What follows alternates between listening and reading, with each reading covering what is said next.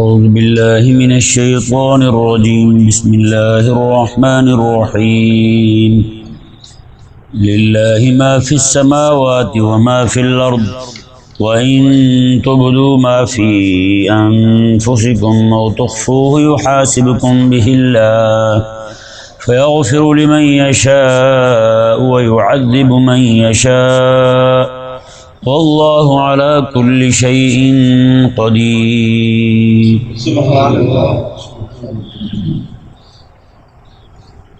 اللہ تبارک و تعالی نے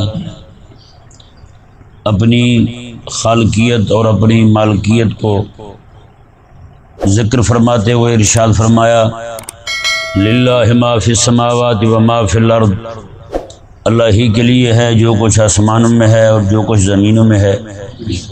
وَإِن تُبْدُوا مَا فِي أَنفُسِكُمْ أَوْ تُخْفُوهُ يُحَاسِبْكُم بِهِ اللَّهُ،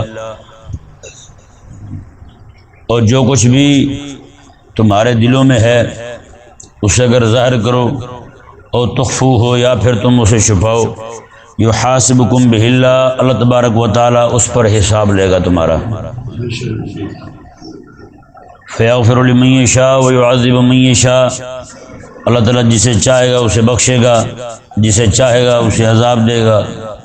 اللہ علی کل شیء قدیر، اللہ تبارک و تعالی ہر چیز پر قدرت رکھنے والا ہے. یہ آیت مبارکہ جب نازل ہوئی تو صحابہ کرام علیہم رضوان نے عرض کی کریم آقا علیہ السلام کی بارگاہ میں، یا رسول اللہ صلی اللہ علیہ وسلم، رب تبارک و تعالی نے جن ظاہری اعمال کا ہمیں کرنے کا حکم دیا ہم وہ بھی بجا لا رہے ہیں، اور جن سے بچنے کا رکنے کا حکم دیا ہم اس سے بھی روک رہے ہیں. اب یہ دل کے معاملات جو ہیں ان پر بھی اگر پکڑو تو ہمارا کیا بنے گا؟ دل میں تو خیالات آ جاتے ہیں، وسوسے سے آ جاتے ہیں. کریم آقا علیہ السلام کی صحابہ کرام علیہ رضوان سے مروی ہے، صحابہ کرام علیہ رضوان نے عرض کیا یا رسول اللہ صلی اللہ علیہ وسلم، ہمارے دل میں بعض اوقات ایسے وسوسے اور خیالات آتے ہیں کہ ہم یہ چاہتے ہیں کہ ہمیں آگ لگا دی جائے، ہم جل کر کوئلہ بن جائیں، یہ ہمیں منظور ہے، لیکن ہماری زبان پر وہ الفاظ ہیں یہ ہمیں منظور نہیں ہیں. یعنی ایسے ایسے وسوسے ہمارے دل میں آتے ہیں دین کے متعلق، خدا تعالیٰ کے متعلق، تو ہم انہیں اپنی زبان پر نہیں لا سکتے، ایسے ایسے خیالات آتے ہیں. کریم آقا صلی اللہ علیہ وسلم نے ان کے اس طرح کے خیالات آنے کو بھی ان کے ایمان کی صحت قرار دیا. اللہ اکبر. میں یہ تمہارے ایمان کے صحیح ہونے کی نشانی ہے کہ تمہیں یہ وسوسے آتے ہیں اور تمہیں وہ وسوسے برے لگتے ہیں. نہیں سمجھ آیا؟ آج میں آپ کو مثال سے سمجھاتا ہوں. کوئی بندہ ایسا ہو، اس کا آج ہم بیٹھے نا، ہم کوئی چیز کھائیں گے، سالن رات کو رکھا ہوگا فریج میں، اگر گرم کر کے ابھی کھا لیں تو بالکل ہمیں محسوس ہوگا صحیح ہے. اگر وہی سالن 2 دن سے راتوں کو باہر ہی پڑا رہے اور سالن جو ہے وہ ناراض ہو جائے، اگر اسے کھانے لگیں تو ہمیں اس کا ذائقہ عجیب معلوم ہو، تو مطلب یہ ہے کہ ہمیں خراب اور اچھے کی تمیز ہے ہمارے مزاج میں، تو یہ ہمارے مزاج کے صحیح ہونے کی علامت ہے.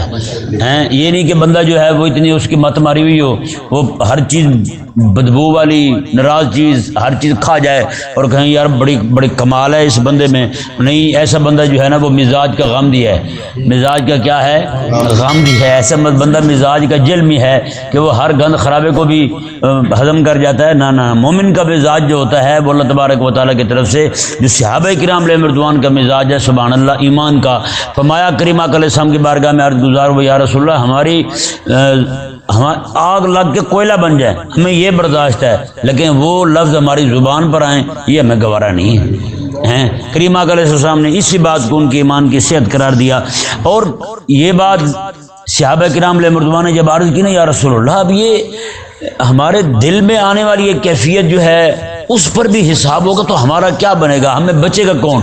ایسے وسوسے آتے رہتے ہیں، خیالات آتے رہتے ہیں، تو پھر تو کوئی بھی نہیں بچے گا.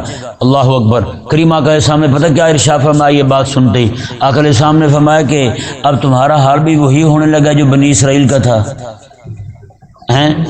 جو بنی اسرائیل نے حال کیا تھا کہ دل چاہا مان لیا رب کا حکم، دل چاہا انکار کر دیا. میں کہ تمہارے ذمے ہے اور رب تبارک و تعالیٰ کا جو بھی حکم ہے اسے مان لو، اسے مان لو. آگے رب کی مرضی ہے، رب کرم کر دے. تو رب تبارک و تعالیٰ نے حبیب کریم صلی اللہ علیہ وسلم نے جب یہ فرمایا نا، میں تم نے یہ نہیں کہنا سمینا وعصینا، ہم نے سن لیا ہے لیکن مانا نہیں. میں یہ بولی یہ بنی اسرائیل کی ہے، یہ بولی یہودی بول سکتے ہیں، مومن نہیں بول سکتے، لہذا یہ لفظ تمہاری زبان پر آج کے بعد نہ آئے۔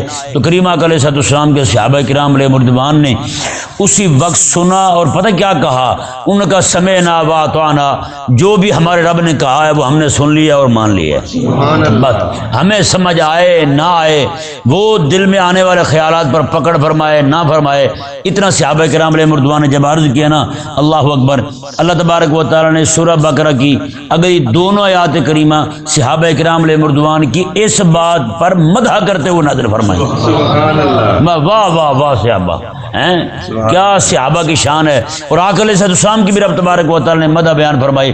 میں کہ رسول سے اگلی آیت مبارکہ میں آمن رسول، یہ رسول سے مراد کریم آقا علیہ السلام ہیں۔ اب بتائیں پوری کائنات میں سب سے زیادہ دنا جو ہوتے ہیں نا جی، وہ علماء ہوتے ہیں، سارے لوگوں میں دنا علم والے عالم لوگ ہوتے ہیں، فقیہ ہوتے ہیں، مجتہد ہوتے ہیں، ان سے بڑھتے بڑھتے پھر انبیاء کرام علیہ السلام کے صحابہ ہوتے ہیں، پھر سارے نبیوں کے صحابہ میں سب سے بڑے دنا میرے آقا علیہ السلام کے صحابہ ہیں، ہاں جی، پھر آقا علیہ السلام کے صحابہ میں ان کے بعد جو سب سے دنا ہے رب تبارک و تعالیٰ کے انبیاء کرام علیہ السلام ہیں، اور سارے نبیوں میں سب سے بڑے دنا خدا تبارک و تعالیٰ کی کائنات کے اندر اس زمین پر کوئی دانا ہستی ہیں تو وہ میرے آقا علیہ السلام ہیں۔ اب آقا علیہ السلام کو رب تبارک و تعالیٰ کے حکم پر اعتراض نہیں ہے تو پھر آج ہمیں اعتراض کیوں ہو سکتا ہے؟ جن کا مزاج کریم آقا علیہ السلام کا اتنا طہارت والا، اتنا پاکی والا، آج تو ہمارے ذہنی گندے ہو چکے ہیں، گناہوں کی وجہ سے اتھڑ چکے ہیں، ہمیں تو گناہوں کی محبت نے رب تبارک و تعالیٰ کے حکم پر اعتراض کرنا سکھا دیا ہے یہ نہیں، گناہوں کی محبت نے ہمیں گناہ پر یعنی کہ رب تبارک و تعالیٰ کے حکم پر اعتراض کرنا سکھا دیا ہے، تو وہ آقا علیہ السلام انہیں اعتراض نہیں ہے، تو رب تبارک و تعالیٰ نے پھر ایسی مدح فرمائی کریم آقا علیہ السلام کی اور محبوب علیہ السلام کے صحابہ کی۔ رب تبارک و تعالیٰ نے ارشاد فرمایا، جی دیکھیں، آمن الرسول بما انزل الیہ من ربہ والمؤمنون، یہ جیسے وسوسے کا آنا جو ہے نا نماز میں، حضرت عبداللہ بن عباس رضی اللہ تعالیٰ عنہما سے پوچھا گیا، جی نماز پڑھتے ہیں تو وسوسے آتے ہیں، نماز پڑھتے ہیں تو وسوسے آتے ہیں، سبحان اللہ۔ آپ رضی اللہ تعالیٰ نے کیا جواب دیا؟ حضرت عبداللہ بن عباس رضی اللہ تعالیٰ عنہ ارشاد فرمانے لگے، دیکھو بات سنو، میں کہ جہاں پہ مال رکھا ہوگا چور وہیں آئے گا نا، جس کے پاس کچھ ہو ہی نہ۔ اس بندے کے سوال کی نوعیت کچھ اس طرح تھی، اس نے کہا ہم نماز پڑھتے ہیں، ہماری نماز میں وسوسے آتے ہیں، لیکن یہودی نماز پڑھتے ہیں وہ خود کہتے ہیں ہمیں کوئی وسوسہ نہیں آتا، تو یہ کیا وجہ ہے؟ یہودیوں کی نمازیں بغیر وسوسے کے ہیں اور ہماری نماز جو ہے وہ وسوسے والی ہے، اس کا سبب کیا ہے؟ تو حضرت عبداللہ بن عباس رضی اللہ تعالیٰ عنہ نے ارشاد فرمایا، اور میں چور وہیں آتے ہیں جہاں پہ دولت ہو، میں وہاں ایمان ہی نہیں ہے تو وہاں اس نے آنا کیا کرنا ہے؟ تو جہاں پہ ایمان ہے اسی کو ہٹانے کے لیے شیطان آئے گا نا۔ تو رب تبارک و تعالیٰ کے محبوب صلی اللہ علیہ وآلہ وسلم کے فرمان شریف اور آپ کی تربیت دیکھیں، ایک دم کر کے ایسا جواب دیا حضرت عبداللہ رضی اللہ تعالیٰ عنہ نے۔ اور یہ ذہن میں رہے، کئی سارے لوگ یہ بھی وسوسہ پیش کرتے ہیں کہ ہم نماز پڑھتے ہیں تو نماز میں کھڑے ہو کے ساری باتیں یاد آتی ہیں، نماز میں کھڑے ہو کے ساری باتیں یاد آتی ہیں، تو یہ ذہن میں رہے کہ نماز جو ہے نا وہ اس طرح کے خیالات بالکل کچھ آئے ہی نہ، ایسی نماز پڑھی نہیں جا سکتی ہم سے، کہ پڑھی جا سکتی ہے۔ ایک روایت میں نے ایک عالم سے سنی ہے، خود نہیں پڑھی، تو اس طرح کا کوئی مضمون آقا علیہ السلام نے بیان فرمایا، تو آقا علیہ السلام میں کوئی بندہ ایسی نماز پڑھ کے دکھائے جو بغیر وسوسے والی ہو، تو میرے پاس دو چادریں ہیں، ایک کڑھائی والی ہے ایک بغیر کڑھائی کی ہے، میں اسے ایک چادر دوں گا۔ حضرت مولا علی کہنے لگے حضور اجازت ہو تو میں کوشش کروں، نماز پڑھ کے ہنسنے لگے۔ میں ہوا کیا؟ کہنے لگے نماز میں خیال آیا تھا کڑھائی والی ملتی ہے، یہ دوسری ملتی ہے یہ خیال آ ہی گیا۔ تو یہ نماز میں آ جاتی ہیں باتیں ایسی۔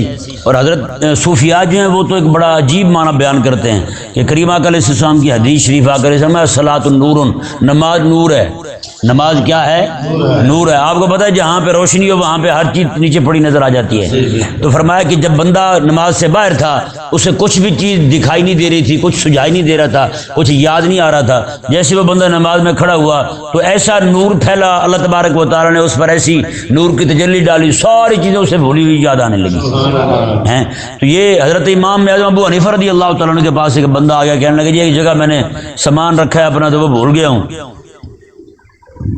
آپ نے میں 100 نفل پڑھ، وہ پہلی 2 رکعتوں میں اسے یاد آ گیا، پہلی 2 رکعتیں پڑھنے لگا اسے یاد آ گیا کہاں پڑھا ہے۔ تو یہ بعض اوقات وسوسے شیطان کی طرف سے بھی آتے ہیں اسے نماز سے ہٹانے کے لیے، اور بعض اوقات کچھ ایسی چیزیں اللہ تبارک و تعالیٰ کی طرف سے بھی اس کے ذہن میں آتی ہیں جو یعنی کہ آخرت کی طرف متوجہ کرنے والی ہوتی ہیں، رب تبارک و تعالیٰ کی یاد اور اس کی محبت کو بڑھانے والی ہوتی ہیں۔ اللہ تبارک و تعالیٰ ہمیں شیطانی خیالات جو ہیں نا، شیطانی خیالات جو ہیں ان سے بچائے جی۔ تو یہاں پہ یہ ذہن میں رہے ما فی انفسکم جو پچھلی آیت مبارکہ میں گزرا ہے، اس پر اس میں عموم تھا، ما جو ہے یہ عموم کے لیے آتا ہے، یعنی عام ہے، جو بھی تمہارے ذہن میں آئے۔ تو یہ ذہن میں رہے مسئلہ، کچھ چیزیں ذہن میں اختیاری ہوتی ہیں، کچھ غیر اختیاری ہوتی ہیں۔ ذہن میں جو چیز آ رہی ہے نا، کچھ اختیاری ہیں اور کچھ غیر اختیاری ہیں۔ مثال کے طور پر کسی بندے کے ذہن میں ایسے خیال آئے، کسی کی کوئی چیز پڑی ہو میں اٹھا لوں، ایسے ذہن میں آیا اور اس نے ایک دم اس خیال کو جھٹک دیا، اس کو جھٹک دیا، اسے ذہن سے دور کر دیا، لا حول ولا قوت الا باللہ پڑھنے لگا، اس خیال سے بچانے کے لیے اپنے آپ کو کوشش میں لگ گیا۔ ایسا خیال آنے پر کوئی پکڑ نہیں ہے، کیونکہ یہ غیر اختیاری ہے۔ یہ کیا ہے؟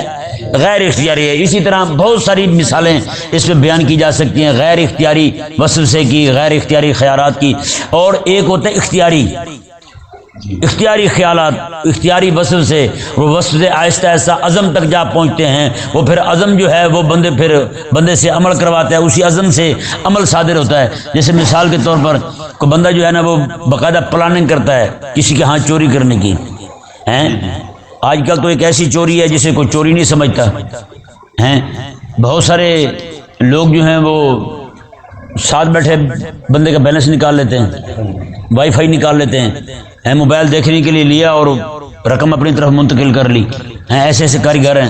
بہرحال بہت سارے معاملات ہیں۔ ایک بندہ وہ ہے جس کے دل میں صرف یہ خیال آیا ہے کہ آیا اور اس نے جھٹک دیا، کوئی پکڑ نہیں، ہاں اگر خیال آیا پھر آگے غور کرنے لگا اس پر، اس کو عملی جامہ پہنانے کے لیے اس پہ مزید سوچ و بچار کرنے لگا، کیسے کیے جائے، کس طرح کیے جائے۔ تو یہ جتنا بندہ آگے لے جاتا جائے گا اتنی اس کی پکڑ سخت ہوتی جائے گی۔ حضرت عبداللہ بن مبارک رضی اللہ تعالیٰ عنہ ارشاد فرماتے ہیں، کوئی بندہ کسی عورت کے بارے میں، اس کے لباس کے اندر کے بارے میں کچھ سوچے تو فرمایا یہ بھی اس کے نام اعمال میں زنا لکھا جائے گا۔ بتائیں کتنی سخت بات ہے۔ یہ صرف یہ سوچنے پہ ہے، ما فی انفسکم، جو کہ تمہارے۔ اب اس طرح کر کے اختیاری کیا ہے؟ اختیاری فعل جس پر پکڑ ہو قیامت والے دن وہ یہ ہے بندہ کسی کے بارے میں حسد رکھے، بغض رکھے، کینہ رکھے، دل کے اندر نفرت رکھے کسی کے بارے میں۔ یہ چیزیں اختیار سے ہوتی ہیں، ہوتا نہیں ہوتا، اختیار سے ان چیزوں کو دل میں پروان چڑھایا جاتا ہے۔ پھر وہ حسد، بغض، کینہ جو ہے وہ دل کے اندر بڑھتا بالآخر جو ہے وہ ایسی بات پر منتج ہوتا ہے، یا تو بندہ اسے قتل کر بیٹھتا ہے، یا اس کے لیے رات دن نقصان کے لیے سازشیں کرتا رہتا ہے، کچھ بھی کرتا رہتا ہے اس کے لیے۔ تو یہ چیزیں جو ہے نا یہ عموماً وہاں پائی جاتی ہیں جہاں پہ شریکہ ہو، ہماری زبان میں کہتے ہیں، وہ شریکے والی بات ہو، یا پھر جناب کسی دفتر میں کام کرتے ہو، عموماً دفتروں میں 2-4 بندے کام کر رہے ہوں، ان کا ایک نہ ایک کا آپس میں کوئی نہ کوئی لڑائی چلتی رہے گی، ٹسر چلتی رہے گی، ان کی آپس میں لڑائی رہے گی۔ وہ بغض، حسد، کینہ جو ہے اس طرح کی چیزیں جو دل کے اندر اختیار کے ساتھ لائی جائیں ان پر پکڑ ہے بھائی، ان پر پکڑ ہے۔ جو غیر اختیاری ہے ان پر کوئی پکڑ نہیں ہے۔ رب تبارک و تعالیٰ نے مدح بیان فرمائی اپنے حبیب کریم علیہ السلام کی اور محبوب کریم علیہ السلام کی، صحابہ کی۔ اللہ اکبر۔ میں کہ صرف اتنا کہا تھا آقا سامنے، میں کہ تم اب وہی حال کرو گے جو بنی اسرائیل کے لوگوں نے کیا تھا۔ قسم خدا کہ محبوب علیہ السلام کے صحابہ نے اس کے بعد بات تک نہیں کی، کبھی بات نہیں کی، کوئی بات نہیں کی، صرف یہ پوچھا تھا یا رسول اللہ صلی اللہ علیہ وسلم یہ تو ہمارے اختیار میں نہیں ہے، اس پر بھی ہماری پکڑ ہوگی، اتنا پوچھا تھا۔ اور آقا کے سامنے میں تمہارا حال بھی وہی ہونے لگا، بھائی تم تو وہ اور لوگ ہو، وہ اور تھے، وہ اعتراض کرنے والے تھے، وہ یہودی تھے، بنی اسرائیل کے لوگ تھے، ان کا کام اور تھا، تمہارا کام وہ نہیں ہے۔ تمہارا کام سمینا واسینا کہنا نہیں ہے، تمہارا کام سمینا واطعنا کہنا ہے۔ مولا ہم نے سن لیا ہے اور تیری بات کے آگے ہم نے اپنی گردن نیچے رکھ دی ہے۔ اللہ اکبر۔ بتائیں جی آج ہماری قوم جو ہے وہ مزاج کے یہودی بنے ہوئے نہیں بنے ہوئے، جنہیں رب تبارک و تعالیٰ کے احکامات پر اعتراض ہے۔ اللہ تبارک و تعالیٰ نے ارشاد فرمایا جی دیکھیں جی، آمن الرسول بما انزل الیہ من ربہ والمؤمنون، میں جو کچھ بھی اللہ تعالیٰ کی طرف سے نازل ہوا اس پر رسول کریم بھی ایمان لے آئے ہیں اور اہل ایمان بھی ایمان لے آئے ہیں، ان پر ایمان ہے ان کا۔ اللہ اکبر۔ آگے فرمایا رب تبارک و تعالیٰ نے کلنا آمن باللہ و ملائکتہ و کتبہ و رسلہ. اب ایمان کی کیفیت کو بیان فرمایا. ان کی ایمان کی کیفیت کیا ہے؟ فرمایا کہ کلنا آمن باللہ، ان میں سے ہر ایک یعنی حبیب کریم بھی اور محبوب علیہ السلام کے صحابہ بھی اور تمام مومنین بھی یہ ایمان لائے ہیں کس پر؟ اللہ پر اور ملائکہ پر اور کتابوں پر اور اس کے رسولوں پر. ہر ایک پر ایمان لائیں. لا نفرق بین احد من رسلہ، اور یہ اہل ایمان یہ کہتے ہیں ہم رسولوں کے درمیان کو فرق نہیں کرتے، رسولوں کے درمیان فرق نہیں کرتے. یہ ذہن میں رہے، اس فرق سے مراد جو ہے نا وہ انکار ہے. اس فرق سے مراد یہ نہیں ہے کہ کسی کے ہاں افضلیت اور کسی کے ہاں تفضیل اور کسی کے ہاں فضیلت اس کا یعنی کہ وہ نہیں مانتے، یعنی وہ تو ہے آقا علیہ السلام سارے نبیوں میں افضل ہیں اور اولو العزم رسول جو ہیں باقی رسولوں سے افضل ہیں، اور سارے رسول جو ہیں وہ سارے نبیوں سے افضل ہیں، اور نبی جو ہیں سارے کے سارے نبیوں کے صحابہ سے افضل ہیں اور سارے نبیوں کے صحابہ جو ہیں وہ جناب اپنے وقت کے دور کے جتنے بھی اولیاء ہیں ان سب سے افضل ہیں، اور اولیاء کرام جو ہیں وہ عام مومنین سے افضل ہیں. سمجھا نا مسئلہ؟ اور عام مومنین جو ہیں وہ جناب باقی ساری مخلوق سے افضل ہیں. یہ نہیں سمجھ آیا مسئلہ؟ تو یہ ترتیب مراتب جو ہے اس کا انکار نہیں، ترتیب مراتب کو مانتے ہیں. یہ نہیں کہ ترتیب مراتب میں انکار کرتے ہیں تو سارے نبیوں کو ایک جیسا مانتے ہیں. نہ نبی سارے اپنی نبوت میں ایک جیسے ہیں، نبی سارے اپنی نبوت میں ایک جیسے ہیں، فضائل میں مراتب میں یہ فرق ضرور ہے، اور اس فرق کا انکار نہیں کرتے، اس فرق کو تسلیم کرتے ہیں. تو پھر لا نفرق بین احد من رسل کا معنی کیا ہے؟ یہ ذہن میں رہے. تیسرے پارے کے شروع میں ہم یہ بیان کر چکے ہیں اس کا معنی. یہ لا نفرق بین احد کا معنی یہ ہے کہ ہم سارے رسولوں میں سے کسی کا انکار نہیں کرتے، سارے رسولوں کو مانتے ہیں، سارے نبیوں کو مانتے ہیں. مطلب یہ ہے اس کا. اللہ تبارک و تعالی نے ارشاد فرمایا جی دیکھیں وقالوا سمعنا واطعنا، اور یہ سارے یہی کہتے ہیں سمعنا واطعنا، مولا ہم نے سن بھی لیا ہے اور مان بھی لیا ہے. آہا اللہ اکبر. غفرانک ربنا و الیک المصیر، مولا اب جو کچھ بھی ہمارے دل میں آئے تو تو ہی بخش دینا. ہیں یہ تعلیم رب فرما رہا ہے. اب بتائیں جی جو دل میں باتیں آئیں ان کے بخشنے کی اگر رب تبارک و تعالیٰ کا ارادہ نہ ہوتا، رب تبارک و تعالیٰ دعا تجویز فرماتا، دعا تعلیم اور تلقین فرماتا، کبھی بھی ایسا نہ ہوتا. یہ خالق اور مالک بخشنا چاہتا ہے، اس لیے رب تبارک و تعالیٰ نے پہلے یہ فرمایا اس پر پکڑ ہوگی، ساتھ ہی رب تبارک و تعالیٰ نے وہ نسخہ بھی دیا، وہ نسخہ بھی تجویز فرمایا. میں یہ کہتے رہو غفرانک ربنا، اے مولا ہمیں بخش دے، بس تیری بخشش مانگتے ہیں. وإلیک المصیر، اور تیری بارگاہ کی طرف لوٹ کر آنا ہے، تیری بارگاہ سے ہم بھاگ تو سکتے نہیں، تیری بارگاہ میں آنا ہے، بخش دے پھر ہمیں اور معاف کر دے مولا ہمیں. اللہ اکبر. آگے جی دیکھیں رب تبارک و تعالیٰ نے کیسے شاندار انداز میں یہ اس مسئلے کو حل فرمایا. میں کہ نہ ایسی بات نہیں ہے، جو تمہارے دل میں آئے، جو تمہارے اختیار میں ہی نہ ہو اس پہ پکڑ ہو جائے، میں اس پہ پکڑ نہیں ہے. رب تعالیٰ نے ارشاد میں لا یکلف اللہ نفسا الا وسعها، میں اللہ تبارک و تعالیٰ کسی بھی جان پر اس کی طاقت سے زیادہ بوجھ نہیں ڈالتا، اس کی طاقت سے زیادہ بوجھ نہیں ڈالتا. اب یہ بس سے آنا، خیالات آنا، یہ بندے کے بس میں ہے ہی نہیں. ان میں کھب جانا، ان خیالات میں گھس جانا، ان خیالات میں مزید آگے بڑھتے جانا، یہ بندے کے اختیار میں ہے اور اس کی ممانعت ہے. صرف آ جانا خیال کا، وسوسے کا آ جانا، یہ بندے کے اختیار میں نہیں ہے. رب تبارک و تعالیٰ نے ارشاد فرمایا جو چیز بندے کے اختیار میں نہیں ہے اس پر پکڑ نہیں کریں گے ہم، ہاں اس پر پکڑ نہیں کریں گے.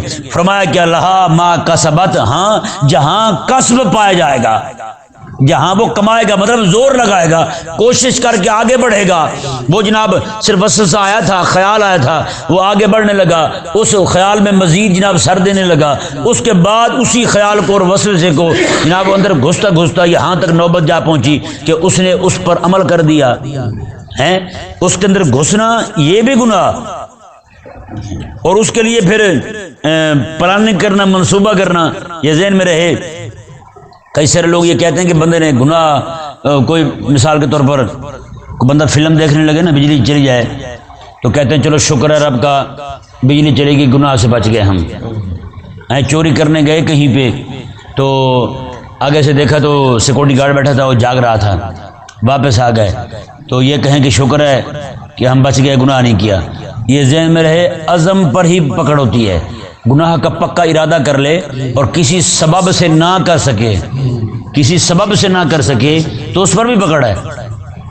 ہاں گناہ کرنے کا ارادہ کر لے پکا، چلا جائے گناہ کرنے کے لیے، رب تبارک و تعالیٰ کا دل میں خوف پیدا ہوا، چھوڑ کے توبہ کر کے واپس آ جائے، اس پر گناہ نہیں ہے۔ سمجھایا مسئلہ نہیں ہے؟ ہاں اس پر گناہ نہیں ہے، اس پر پکڑ نہیں ہوگی، اس کا گناہ بھی معاف ہو جائے گا اللہ تبارک و تعالیٰ کے ہاں۔ لیکن جو بندہ ارادہ کر کے پکا چلا جائے اور کسی وجہ سے نہ کر سکے اور وہ کہے جی چلو بچت ہو گئی، گناہ نہیں ہوا ہم سے، نہ، اس نے تو پکا عزم پایا گیا ہے اور اس عزم پر تو پکڑ ہے، اور اس عزم کو عملی جامہ پہنانے کے لیے بھی چل پڑا لیکن کسی وجہ سے نہیں کر سکا۔ اور کئی بندے ایسے ہوتے ہیں گناہ نہ کرنے کی وجہ سے افسوس کرتے ہیں، گناہ نہ کرنے کی وجہ سے افسوس کرتے ہیں۔ جیسے کوئی بندہ چوری کرنے گیا کسی کے ہاں، آگے سے سیکورٹی گارڈ ان کا وہ جاگ رہا تھا سیکورٹی والا، تو کہنے لگا وہ شٹ یہ نامراد جاگ رہا ہے، اب اسے 2 گناہ لکھے جائیں گے اس کے نام اعمال میں، ایک تو گناہ کا عزم پایا گیا اور اس کے لیے چلا، یہ گناہ لکھا جائے گا، اور دوسرا گناہ نہ ہونے پر افسوس۔ جس طرح نیکی بندہ نہ کر سکے نا، اس پہ افسوس کرے تو اس پہ بھی اجر ملتا ہے۔ نیکی بندہ کرنے لگے نہ کر سکے، ہمت نہ پائی جائے یا کوئی سبب بن گیا ایسا نیکی نہیں کر سکا، اس پہ صرف آہ بھی نکالے گا نا دل سے، اللہ تعالیٰ اس پہ بھی اجر عطا فرمائے گا۔ دکھی ہو کے بیٹھے گا نا، اس پہ بھی اللہ تعالیٰ اجر عطا فرمائے گا۔ اسی طرح کر کے گناہ نہ ہونے پر بندہ وہ شٹ کہے تو اس پہ بھی گناہ ہوگا بھائی، گناہ نہ ہونے پر افسوس کرنا کہ مجھ سے یہ گناہ نہیں ہو سکا، افسوس ہے، دل میں دکھ ہے اس کے، تو یہ تو بندہ اس کے نام اعمال میں پورے کے پورے گناہ لکھے، 2 گناہ لکھے جائیں گے، ایک گناہ کا عزم اس کا گناہ، اور دوسرا یہ گناہ کہ اس نے جناب گناہ نہ ہونے پہ افسوس کیا اور گناہ دکھ کیا اس نے۔ رب تبارک و تعالیٰ نے یہاں پر لہا ما کسبت فرمایا، لہا ما کسبت وعلیہا ما اکتسبت، لہا ما کسبت مطلب اسی کے لیے جو اس نے کمایا ہے نیکی، وعلیہا ما اکتسبت اور اسی پر وبال ہے جو اس نے کمایا ہے، مطلب نیکی کرے گا تو اس کا نفع اس کے لیے ہے، گناہ کرے گا اس کا وبال اسی پر ہے۔ لہا کسب کے ساتھ، کسب کا صلہ اگر لہا لام آئے یعنی کہ لام حرف جر آئے تو اس کا معنی ہوتا ہے نیکی، نیکی کے نفع اس کے لیے ہے۔ اگر کسب کا صلہ الا آئے تو معنی وہاں پہ کسب کا معنی گناہ ہوتا ہے، کسب کا معنی کیا ہوتا ہے؟ گناہ ہوتا ہے۔ تو رب تعالیٰ نے ارشاد فرمایا یہ دیکھیں صرف لام اور الا کے بدلنے سے کسب کا معنی بدل رہا ہے۔ تو کئی لوگ کہتے ہیں دیکھیں جی وہ تو عربی تو ہمیں بھی آتی ہے، ہم ترجمہ کر لیں گے، میں نے کہا ذرا نکال کے دکھا فرق، پھر وہاں بھی کسب ہے یہاں بھی کسب ہے، صحیح کسب ہے، لیکن وہاں صرف لام آنے کی وجہ سے معنی نیکی بن گیا اور وہاں پہ الا حرف جر آنے کی وجہ سے اس کا معنی گناہ بن گیا۔